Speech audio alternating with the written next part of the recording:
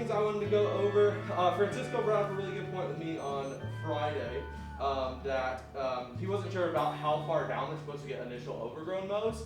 So ideally we want to get it down to like 3 inches or less if we can. So just keep that in mind. Overall, though, really good last week. Thank you to everyone that came out Friday. And that's my moment of appreciation. Or do you already have one? I have one, but Oh, you go. my moment of appreciation for everyone that was like out to like, I don't know, 8 or 9 o'clock on Friday, getting that planting job done. So thank you for that. I appreciate it. I don't even know what the story is behind that, but thank you.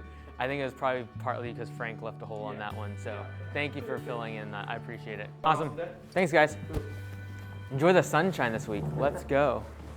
There you go. Yeah, this is good. What's the update? The update is that it's escalated to an automations expert and they will get back to me in 24 hours, and I reiterated it 3 times. This is extremely important and time sensitive. They will call me or they will email me. So it seems like some of them are working and some of them are not. That's what it looked like when when we were reviewing the emails.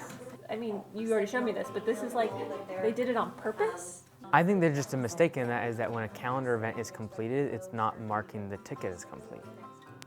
I think that's just a mistake on their end, and therefore the trigger automation is not being triggered. So what's the point of that automation then?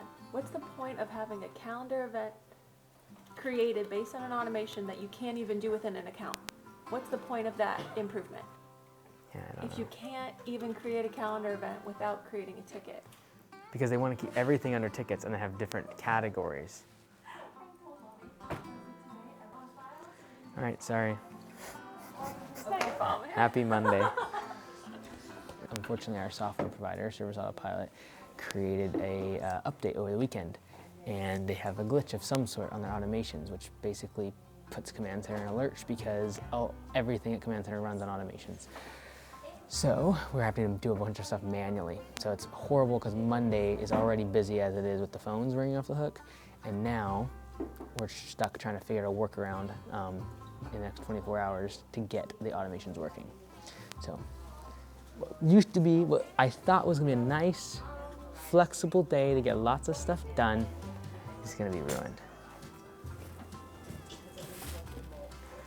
So on Friday night, 12 o'clock, Service Autopilot got updated. They messed up something on the automations. The downside is now our automations were not triggered for estimates that were completed. Because what happened is calendar events were completed, but did not close the ticket. And that's when our automation is triggered from them to let us know that we need to go do work. Awesome, all right, good luck out there. Physical maltreatment, like they would come and ask the neighbors for Band-Aids and food, and but they didn't do anything. I was so ticked, man. I was like, forget my rent. I want these kids not to be in jet. Okay, this is like, I'm scared. why? I don't know, dude. Oh no, he's not like that. He's not like malicious. He's just like Tell me very he's like strange. a child abuser? No, not him. He's not the one who was cutting them and everything. The ones who, the meth people, they were. Oh, okay. I was just saying in general, like GSHS, man, they don't do anything right now. All right, so we're at Cedar Park right now. This is where I have 6 of my 10 real estate units that we rented out.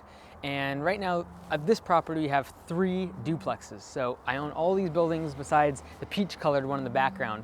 When we first bought them, they're like red and green and yellow and these random colors. So we painted everything in the exterior, changed out the light fixtures on the exterior.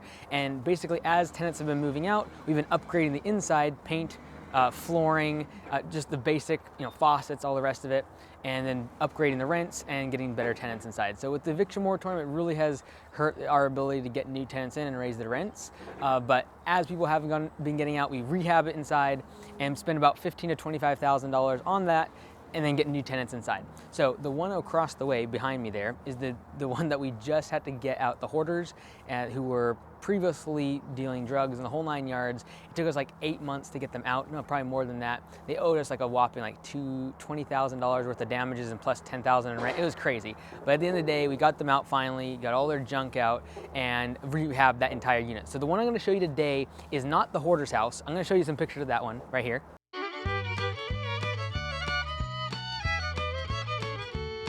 But the one I'm showing you today is just a regular, someone moved out, and then we are going to go ahead and just put new carpet, paint, and countertops and faucets and all the rest of it, and then put new tenants inside. So right now these are renting out for about $1,500 per month. We're gonna be trying to get them up to about $1,800 per month, and then they pay all their utilities and all the rest of it. So just slowly trying to upgrade the whole kind of neighborhood here. Next door is in a vacant house right now. It's completely deserted, and that one's gonna get leveled though and put some really nice units in the next 6 months or so. So my hope is that this whole neighborhood kind of improves, and that over time the value of these properties go up substantially as we increase the rents. So come along for the ride. Maintenance. Is that you? Yeah. It's like, what? Here, give me a second. Let me look around before I start filming and have no idea what I'm talking about. All right, we're inside the unit now. It's a 3-bedroom, 2-bath, and this is it's kind of like halfway through rehab. So this is gonna get completely brand new countertops. There's a lot of the chipping going on and dents, kind of like all the laminates being coming off. So we put brand new quartz on all of these. And so what we're doing with these 6 units here that we have at Cedar Park is basically as they become vacant, we just completely overhaul them.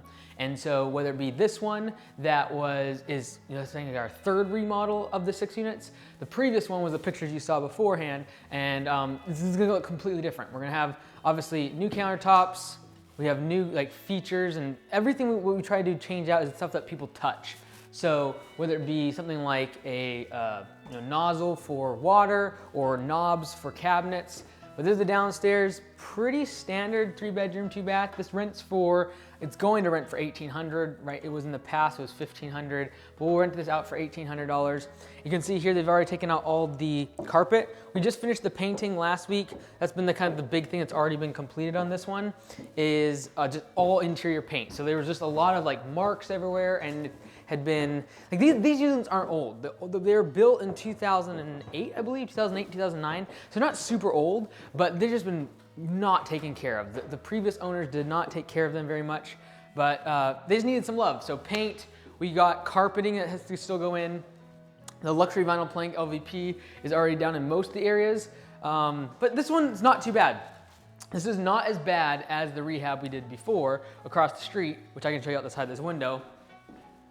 That unit over there was the one that was really, really bad, that we had to kick the people out, and they were hoarders in there, and we had a whole bunch of junk. So those pictures that you saw earlier are from that unit, but this unit hasn't been as bad. We got the luxury vinyl plank, replacing the carpet, we painted everything, and what you can see, for example, I don't know if someone was mad or they bonked their head in the middle of the night, but damaged the door. So we got to change out the doors and just put some better quality stuff on, better quality finishes.